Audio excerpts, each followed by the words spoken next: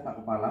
Iya. Ini saya dari CGB Angkatan 7 Iya, Mas. akan mewawancarai panjenengan selaku pimpinan sekolah yang berhubungan dengan pengambilan keputusan di D5 etika yang sama ini yang menjadi rujukan moral. Iya. Kira-kira mesti kan ada suatu masalah yang ada di SMP Blok Mojo Gedang, mungkin ada beberapa atau mungkin banyak karena suatu masalah di sekolah ini sudah kompleks sekali. Iya.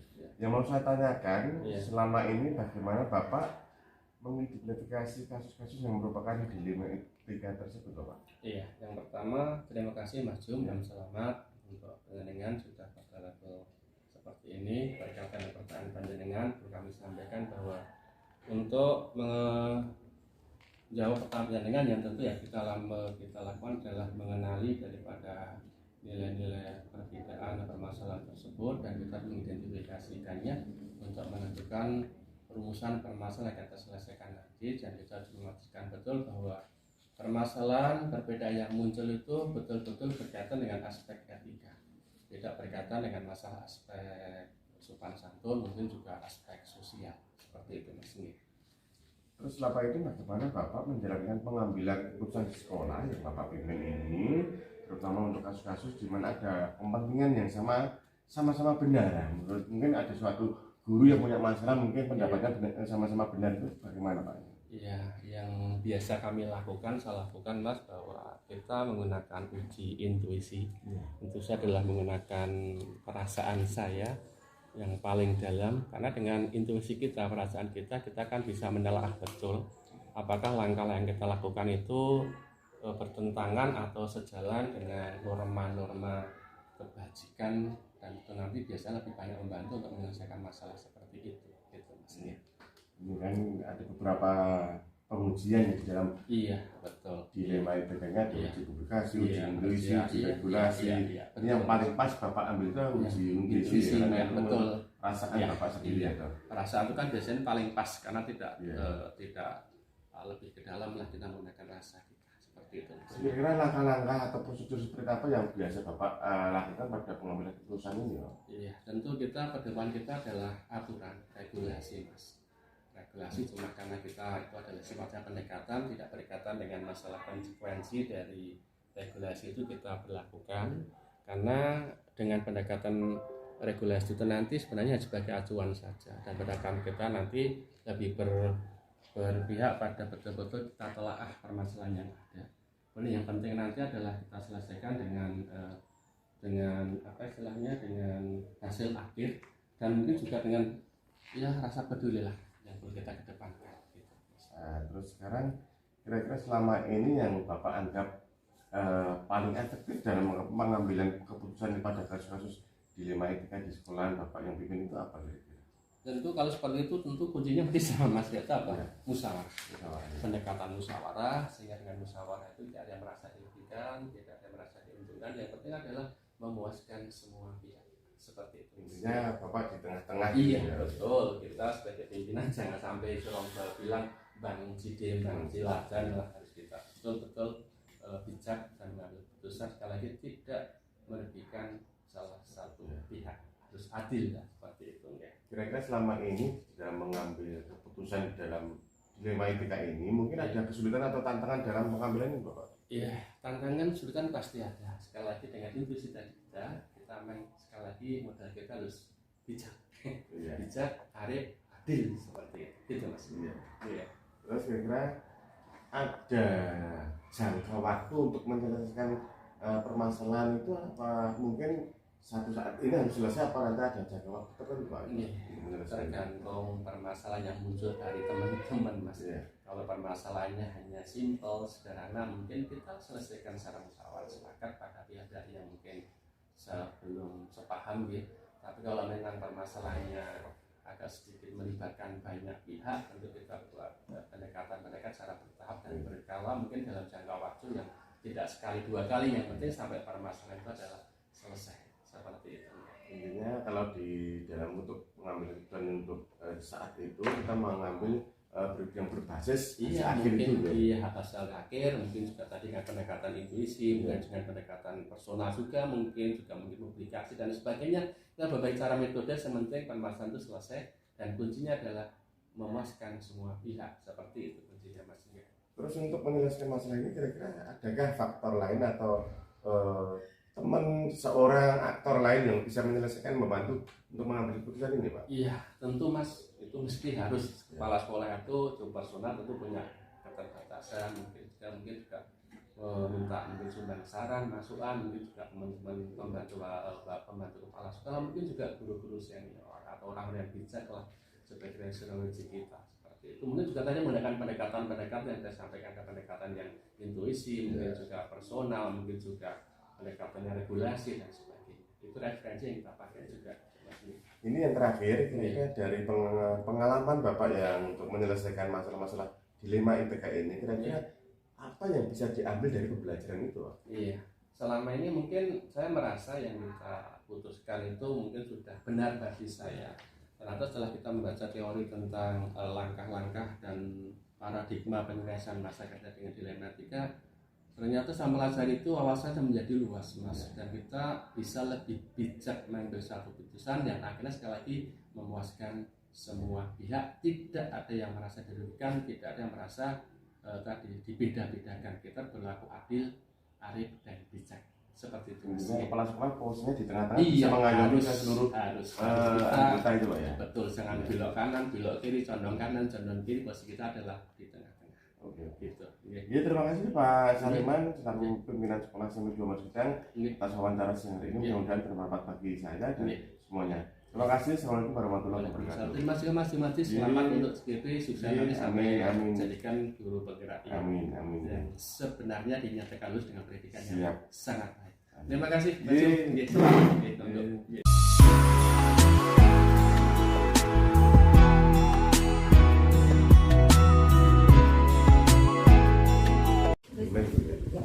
Assalamualaikum warahmatullahi wabarakatuh, Bu Kepala. Waalaikumsalam warahmatullahi wabarakatuh, Mas Mati. Selamat siang Bu. Sebelumnya minta maaf. Ini saya dari CGB Angkatan 7 akan mewawancarai Ibu selaku Kepala Sekolah SD Ringo 3 untuk melakukan wawancara sesuai dengan modul 3.1 di 5E3 yang mengacu ke rujukan moral, ya, dengan nilai-nilai kebajikan. Ini sebagai tugas saya modul 3.1. Sebetulnya mungkin Bu Kepala di SD ini kan baru. Ya, baru saja Mas Mati. Mungkin kan jelas ada permasalahan-permasalahan atau kasus yang itu alami di SD sini gitu ya. Ya, pasti itu. Terus mungkin kan masanya pada anak, pada rekan guru, pada sarana prasarana dan lebih luas lagi dan kompleks lagi gitu ya.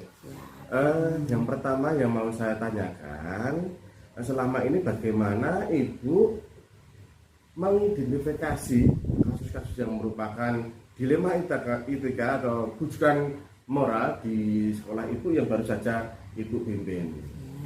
Baiklah Mas Mati, akan Ibu jawab semaksimal mungkin sesuai keadaan realita yang ada di SD Negeri Nomor 3 Ringo. Bahwasanya yang pertama memang kita harus menganalisis nilai-nilai yang saling bertentangan, karena ini penting untuk mengidentifikasi masalah yang sedang kita hadapi. Itu yang pertama Mas, memang kita harus analisis. Iya.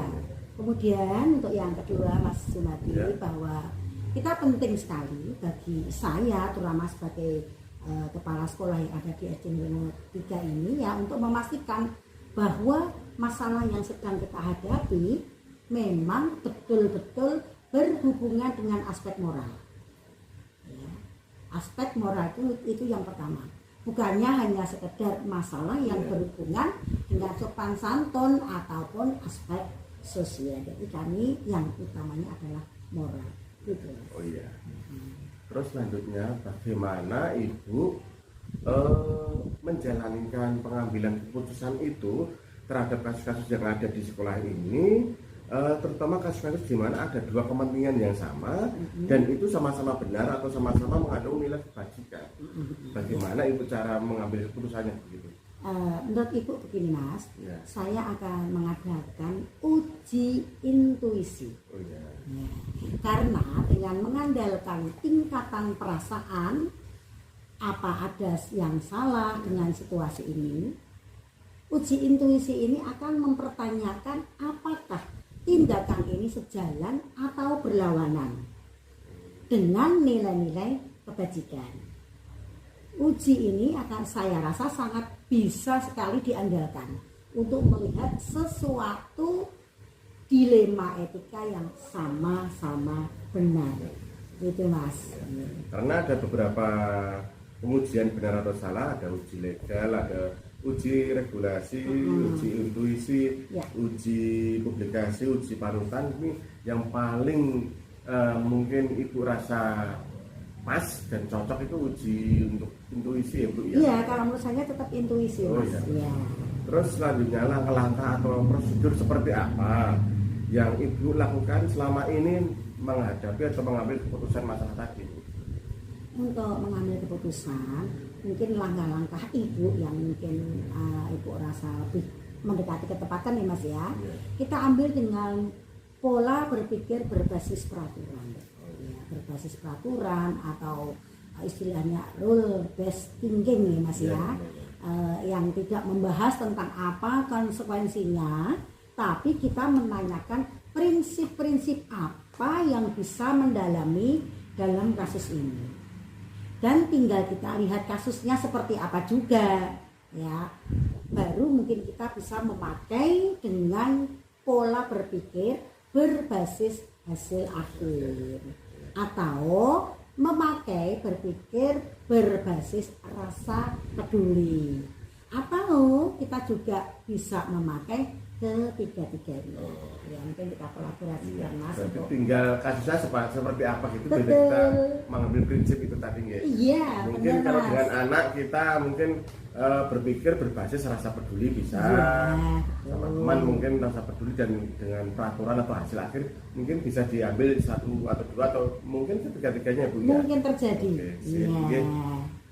Terus selanjutnya hal-hal apa saja yang selama ini Ibu anggap paling efektif dalam mengambil keputusan pada kasus-kasus dilema etika yang dialami di SD sini Bu? Ya, mungkin hal-hal yang Ibu anggap efektif dalam pengambilan keputusan pada kasus dilema etika itu mengutamakan musyawarah. Oh, musyawarah. Ya, musyawarah bersama teman-teman sejawat, di mana nanti mengambil keputusannya pada hasil akhir atau keputusan bisa dipertanggungjawabkan bersama. Maka musyawarah itu penting. Gitu Mas. Intinya diskusi, sharing, Ya, betul. kolaborasi dengan teman sejawat itu Betul. biasanya untuk bisa apa ya? Untuk mencurahkan undang-undang dan hasil akhirnya kan dapat Lebih bersama-sama. akurat ya Iya, Mas, karena iya. dengan hasil masukan teman-teman, jadi kita memutuskan berdasarkan musyawarah dengan rekan-rekan Bukan sejawat. kita pribadi untuk Tidak, memutuskan, oh, tidak berani begitu ya. Ya betul itu Bu. Saya juga menurut saya itu paling efektif untuk mencari keputusan hasil akhir dengan cara bermusyawarah dengan Ya. teman-teman. Oke. Ya, oke. Terus kira-kira hal-hal apa saja yang selama ini merupakan tantangan bagi Ibu di dalam mengambil keputusan tersebut Bu?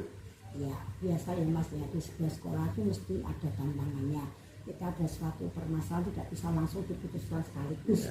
Pasti ada berbagai tantangan. Misalnya, di saat ada permasalahan dengan dilema etika di dalam sekolahan yang melibatkan dua guru sama-sama merasa dirinya paling benar, paling tepat mengambil keputusan di sini, kita dituntut untuk bijaksana dalam mengambil keputusan tersebut. Ya, itu kan perlu hati-hati Mas. Iya. Nah, Tapi kalau sudah masalah ranahnya instansi ya dalam kedinasan, kita harus berada di tengah-tengah posisi teman guru itu ya Bu ya. Dan Iya. tidak boleh memihak salah satu. Bu, tidak ya. boleh pilih kasih atau memihak salah satu, meskipun itu saudara. Iya. Jadi kita tetap harus mencari yang jalan yang paling benar. Oke, sip. Iya. Terus selanjutnya, adakah jadwal tertentu dalam sebuah penyelesaian kasus dilema etika ini Bu?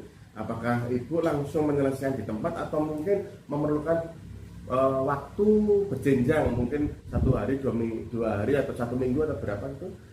Itu menurut Ibu itu tergantung permasalahannya. Iya. Jadi kita nggak bisa langsung ini hari ini selesai, nggak bisa. Semuanya tergantung permasalahannya. Jika permasalahannya itu ringan, maka bisa diselesaikan saat itu juga. Tetapi jika permasalahannya yang melibatkan wali kelas, wali murid, atau komite, atau mungkin tokoh masyarakat, ya kita tetap bisa menyelesaikan atau pengambilan keputusan dalam jangka waktu tertentu.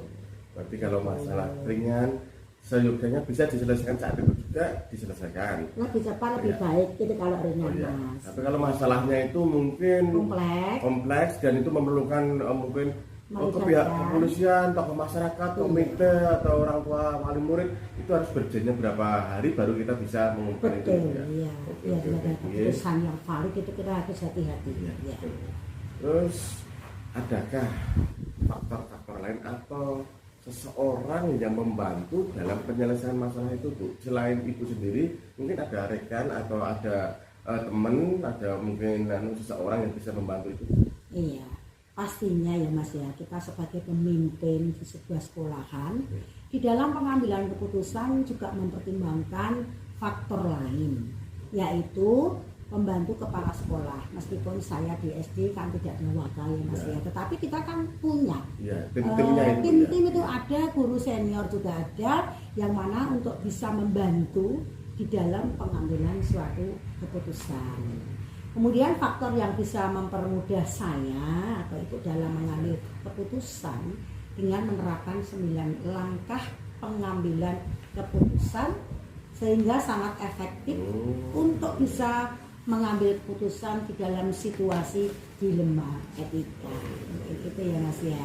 Kan 9 langkah itu paling efektif dan paling mujarab untuk apa ya Pak, suatu pengambilan keputusan bagi seorang pemimpin ya Bu ya. Menurut saya itu penting juga karena sudah teori. Kalau mungkin cocok diterapkan itu diterapkan lebih baik. Soalnya runtutan itu pertama kan mengenali nilai-nilai yang bertentangan itu mengidentifikasi masalah dulu. Dan kan ada menentukan siapa yang terlibat, kumpulkan fakta dan sampai akhirnya nanti kan mengambil keputusan dengan refleksi itu ya Bu. Benar, ya.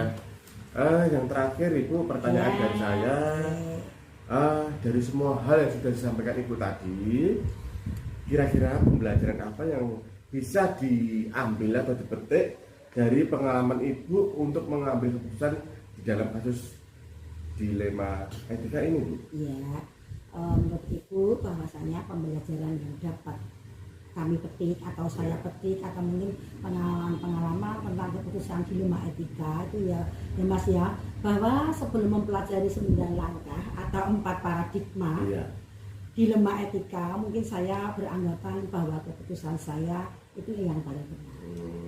Tetapi setelah mempelajari, karena kita merasa sebagai pimpinan sekolah dan mempelajari 9 langkah dan 4 paradigma dilema etika, saya mempunyai tambah wawasan, tambah ilmu pengetahuan dalam menangani kasus dan dalam menyelesaikan masalah yang berhubungan dengan dilema etika. Sehingga keputusan yang saya ambil itu lebih tepat dan akan memuaskan semua pihak.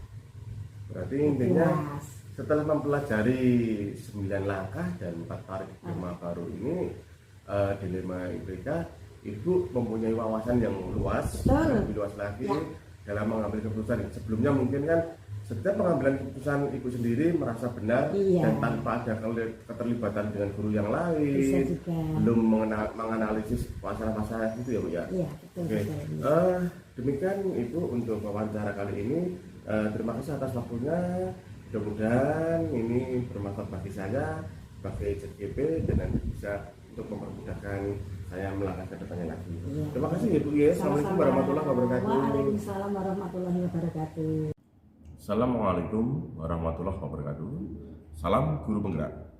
Saya Jumadi Sarjana Pendidikan, calon guru penggerak angkatan 7 dari Kabupaten Karanganyar, akan memberikan refleksi tentang wawancara dari kedua kepala sekolah. Yang pertama kepala sekolah SMP 2 Mojogedang, yang kedua kepala sekolah SD Negeri 3 Ringo Kecamatan Jateng, di mana dua-duanya itu mempunyai hal yang menarik bagi saya karena ada pertanyaan-pertanyaan mengganjal bagi saya pada beliau-beliau karena mungkin beliau-beliaunya belum memahami tentang 4 paradigma, 3 prinsip dan 9 langkah. Yang pertama, untuk hal yang menarik dari SD maupun SMP itu sama-sama mempunyai masalah, mempunyai dilema etika, tetapi lebih kompleks lagi permasalahan di SMP, karena di SMP mungkin ada antar guru, antar murid, dengan wali murid, komite. Kalau di SD cenderung ke guru dan murid saja. Di antara dua pimpinan kepala sekolah itu yang saya wawancarai, persamaannya adalah mereka menggunakan uji intuisi dengan perasaan.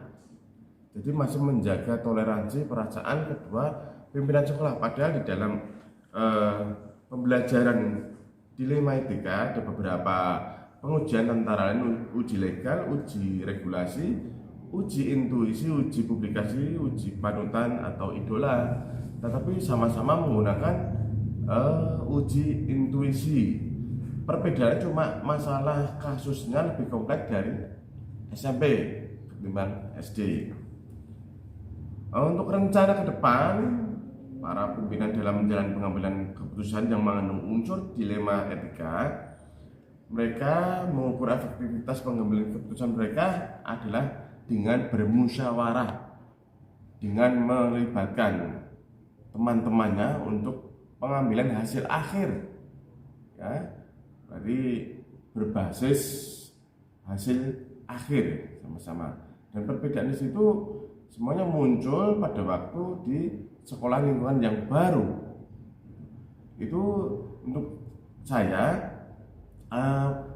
bisa menerapkan 4 paradigma dilema etika, 3 prinsip dan 9 langkah pengambilan keputusan. Bagi saya sangat berharga, membuka wawasan saya nanti bisa menyelesaikan kasus-kasus yang semuanya nanti bisa memuaskan dan lebih bijaksana lagi mengambil keputusan dan bisa mengakomodir hasil dari semua pihak. Akhirnya terima kasih, wawancara saya selesai untuk tugas modul 3.1 demonstrasi kontekstual. Assalamualaikum warahmatullahi wabarakatuh. Salam guru penggerak.